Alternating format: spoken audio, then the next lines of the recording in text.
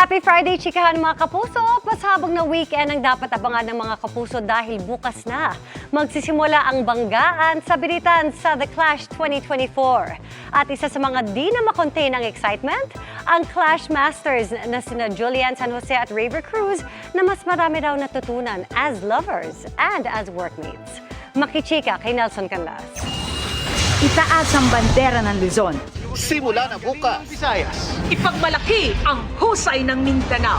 ang pinaka-intense na singing showdown sa bansa dahil sa matinding bakbakan sa biritan ng Top 24 Clashers sa The Clash 2024. Sa media conference, hindi na mapigilan ng Clash Masters na sina Julian San Jose at Raver Cruz ang kanilang excitement.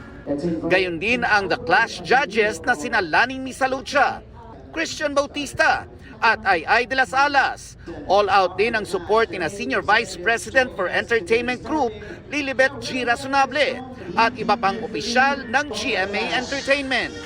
Maraming mga twists and surprises na bago. Mas may pressure na kasi iba rin yung ang ganda ng stage namin, talagang iba na yung Clash Arena and may live audience na kami. So, I mean, dagdag pressure din yun. After 6 seasons, mas marami na raw natutunan sina Julian at Raver sa isa't isa. Yung rapport namin as hosts, as Clash Masters, nandun na siya. Kumbaga parang yung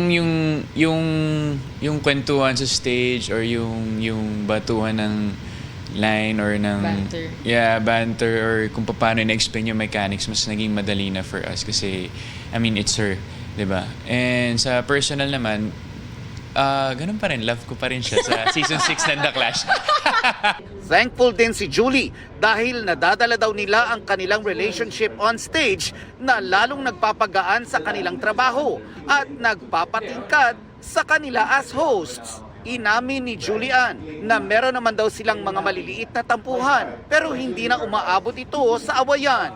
Tapos pag naman na-realize ko yung mga ganun bagay, humingi naman ako ng pasensya sa kanya. Tsaka it's important that you apologize or like, alam mo yun, like say sorry.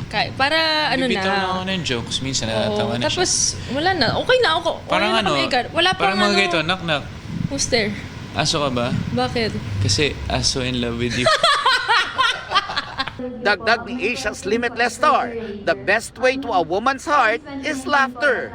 Pero syempre, buo rin dapat ang respeto nila sa isa't isa, pati na sa kanilang mga magulang at mga mahal sa buhay. Wala pa nga siya sinasabi, natatawa na agad ako eh. Kahit kapag kaming dalawa lang, pag wala kaming ibang kasama, ganyan po talaga siya. Nelson Canlas, updated sa Showbiz Happenings.